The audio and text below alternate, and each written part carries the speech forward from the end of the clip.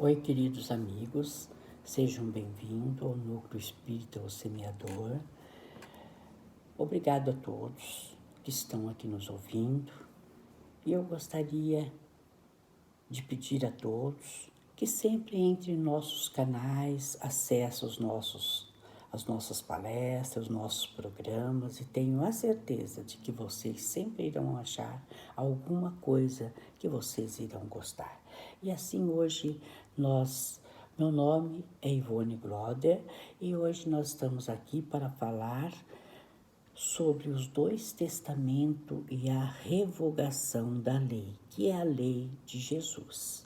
Mas antes de iniciarmos a nossa palestra, vamos assim fazer uma prece, que a prece é muito importante antes de qualquer atividade que vamos fazer, elevar o nosso pensamento ao alto e fazer uma prece. Então vamos assim, fechando os nossos olhos, vamos assim fazer uma oração para dar início à nossa palestra de hoje. Vamos assim unindo nossos corações em um só pensamento, pedindo a Deus, nosso Pai, Criador da vida, que nos guie um dia após o outro, sempre no caminho do bem, nos auxiliando contra as mazelas da vida e que possamos buscar a fé e a esperança em dias melhores.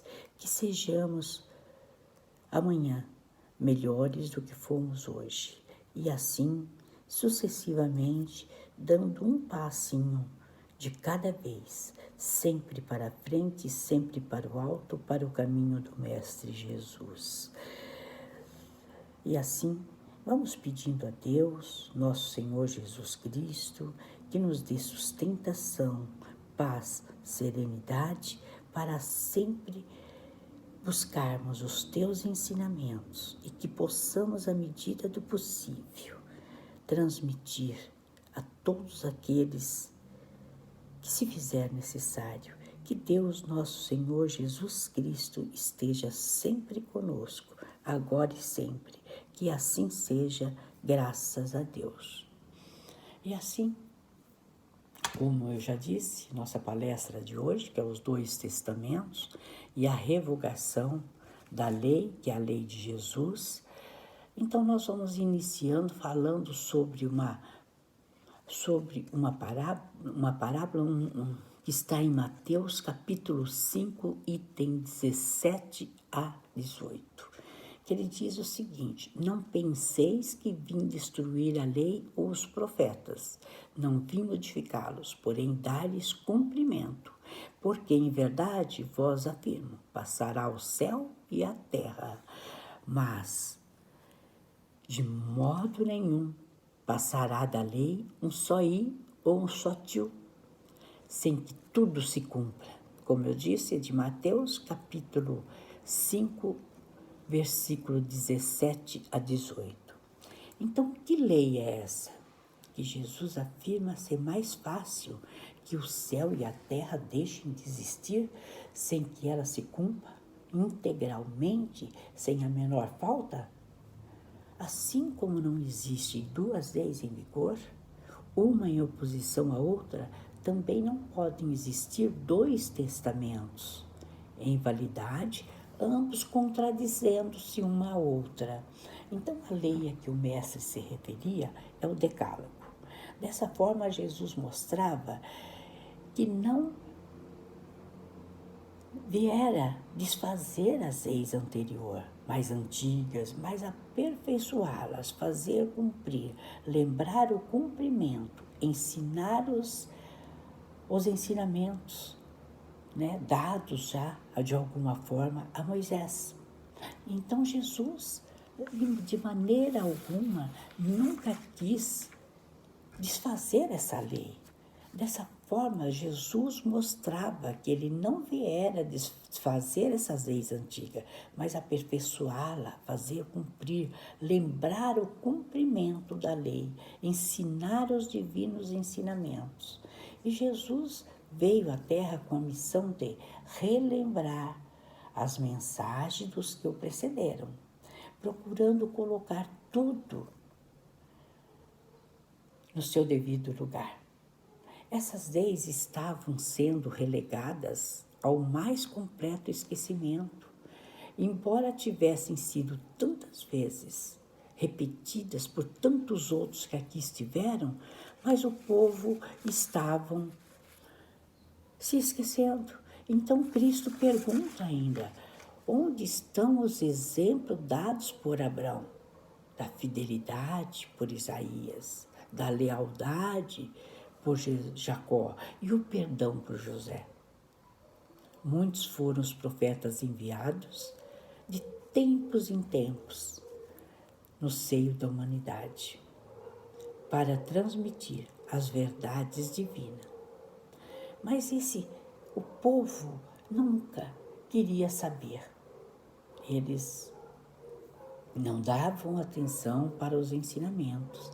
E o Antigo Testamento diz que Moisés, ao trazer as 2 tábuas do Decálogo e estabelecer as leis mosaicas, ele precisou impor-se pela força para fazer-se temido e enérgico, pois o povo daquela época tinha por justiça apenas a lei, de olho por olho e dente por dente. Então a lei foi dada por intermédio de Moisés, mas a graça e a verdade da compreensão da lei foi dada por Jesus Cristo. E ele é a luz, ele sabia e ele podia dizer tudo aquilo que essa lei queria dizer. Então a lei não é de Moisés. Se fosse, ela passaria com Moisés, como a lei de Moisés, do dente por dente e olho por olho. Passou, para não mais voltar.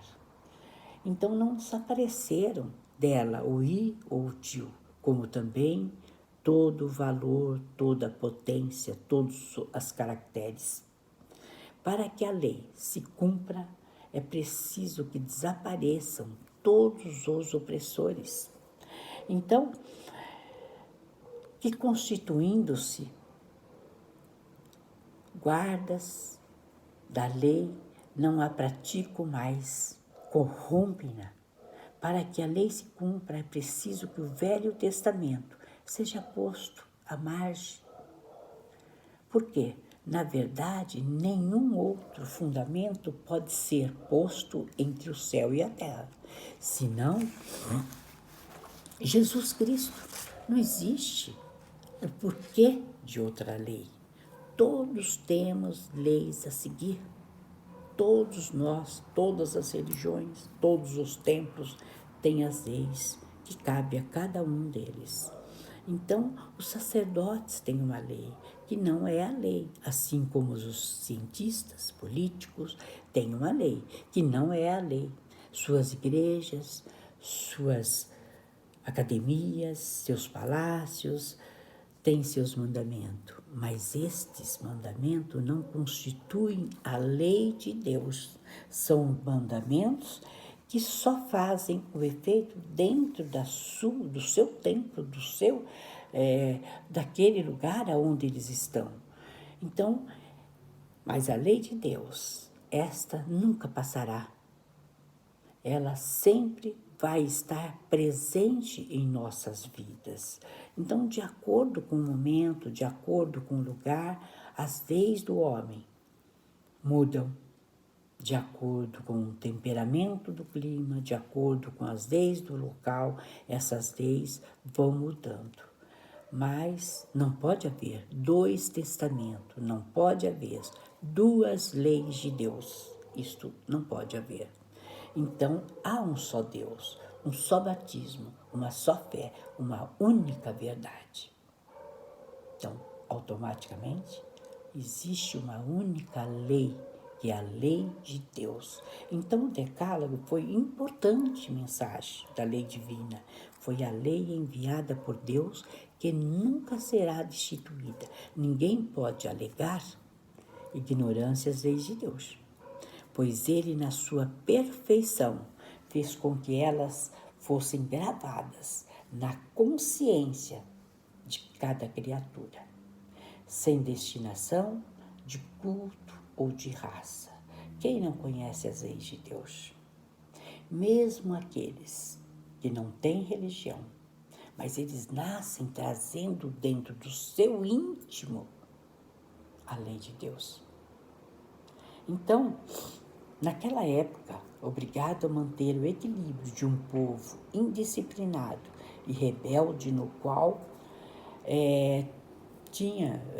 Moisés tinha que combater os abusos, os preconceitos, teve que modificar as leis na sua substância e procurar reduzir a esta única máxima: amar a Deus acima de todas as coisas e ao próximo como a si mesmo. E ainda diz, e acrescentou ainda, aí estão todas as leis e os profetas. Porque a lei foi dada aos homens para uni-los por um mesmo ideal, o amor. Por isso é que Jesus, resumindo-a, e para nos facilitar sua compreensão e nosso entendimento, pregava: amarás o Senhor teu Deus de todo o teu coração, de toda a tua alma e de todo o teu entendimento. Este é o primeiro mandamento. E o segundo, semelhante a este, é: amarás a teu próximo como a ti mesmo. Então, destes dois mandamentos depende toda a lei e os profetas. Portanto, aí está, que tudo o mais é contra as leis de Deus. Tudo que divida, a desarmonia, a família humana, impedindo de realizar o ideal de Cristo, é contra a lei de Deus. Todos os sistemas filosóficos, políticos, religiosos que prescrevem a discriminação racial, que pregam ódio, cultivam a intolerância, que perseguem supostos hereges, advogam a pena de morte. Ou melhor, é contra a lei e tem de cair e desaparecer, como caíram as predições mosaicas, de olho por olho, dente por dente, foram caídas. E todas as outras que pregam a desarmonia hão de cair também. Então, o amor é o cumprimento da lei que Jesus disse: o céu e a terra não passarão antes que tudo seja cumprido, até um único J. Jesus quis dizer que seria preciso que a lei de Deus recebesse seu cumprimento, fosse praticada sobre a terra em toda a sua pureza, com todos os seus desenvolvimentos e todas as suas consequências. Cristo foi o iniciador da moral mais pura e mais sublime, a moral evangélica cristã, renovando assim o mundo, aproximar os homens, torná-los irmãos, que deve fazer jorrar em todos os corações humanos a caridade e o amor ao próximo. Então, Jesus queria que a humanidade pudesse realmente amar a Deus sobre todas as coisas, repetir o seu sagrado nome, santificar não só um dia da semana, mas todos os momentos de sua vida. Honrar a seus pais e superiores, não matar, não roubar, adulterar, não levantar falso testemunho, nem cometer desonestidades, fraudes, falsificações, não cobiçar o que não é seu, que seja do seu semelhante, porque ama verdadeiramente e só lhe faz o que deseja para si próprio. Então veio ensinar que a verdadeira vida não está sobre a terra, mas no reino dos céus. Então, ensinar o caminho que conduz a Deus. Jesus, quando chegou, já encontrou parte da humanidade bem mais evoluída, com um sentimento mais elevado do que na época de Moisés. Então, ele procurou dar às leis um sentido mais amplo, ao amor, perdão, tentando conduzir a humanidade a uma justiça mais perfeita. Mas o Mestre ensinava, o Mestre levava a compreensão, mostrava que as leis estavam sendo deturpadas, alteradas no seu sentido real e na sua aplicação pelo interesse e paixões e benefício próprio, desviando assim a essência verdadeira dos preceitos divinos. Então, Cristo, sendo um enviado de Deus, nunca viria modificar as leis de Deus, de origem divina. Ao contrário, veio para dar cumprimento a todas elas, para, através da sua vivência, exemplo de amor, do perdão, fazer renascer o espírito das leis divinas. Então é assim que o Mestre queria, era abrandar os preceitos morais daquele tempo, como o apedrejamento, de homens e mulheres, os abusos contra as criaturas pelo uso da força, do poder, a matança de animais no templo e outros costumes bárbaros daquela época. Então, Jesus, se tivesse Jesus somente seguido os ensinamentos atribuídos a Moisés e aos profetas, ele teria sido mais um discípulo e não mestre da perfeição.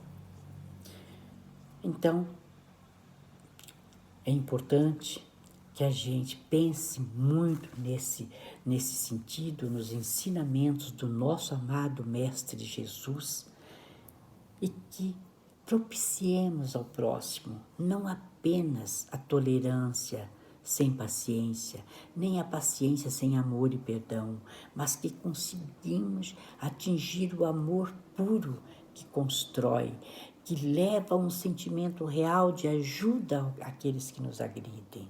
Buscar a nossa reforma íntima, o nosso melhoramento espiritual, e que um dia tudo será visível, até nossos pensamentos. Qualquer ofensa, vingança, ato irrefletido, abuso contra o próximo, tudo que fizermos, de bom ou de mal, será conhecido por Deus. E quando estivermos diante da justiça divina, nós iremos colher os frutos daquilo que semeamos e seremos responsáveis pelas injustiças, desonestidades, desacertos que praticamos. Nada é descuidável em nossa vida, nada fica despercebido. Cada batida do nosso coração, cada centelha do pensamento, cada ação ou iniciativa, por menores que sejam, tem consequências eternas, vai ficar sempre gravadas no nosso perispírito.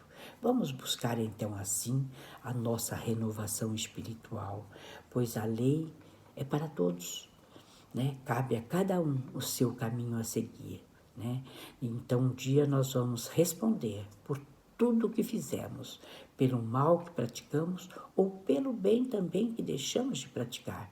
Vamos assim buscando a nossa reforma íntima, amando a Deus, buscando a nossa renovação. Amar a Deus não é só exaltar a Ele, nem pelo desfilar de palavras, de preces, mas sim através da caridade, do verdadeiro amor, do cumprimento de suas leis.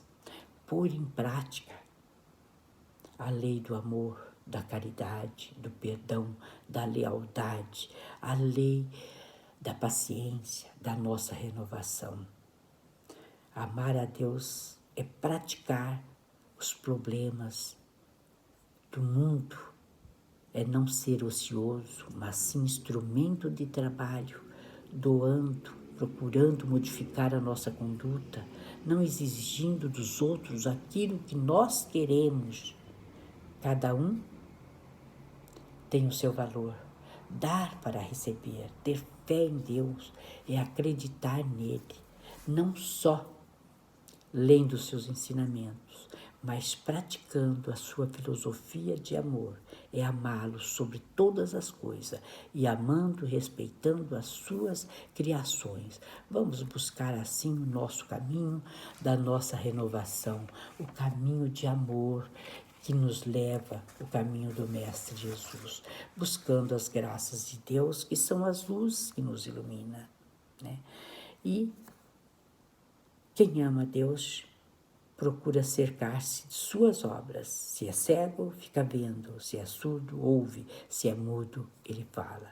Então é assim que nós podemos buscar o Mestre Jesus para bem pertinho de nós, bem pertinho do nosso coração, aonde ele sempre esteve e nós nunca percebemos. E assim que a paz do Mestre Jesus esteja conosco agora e sempre.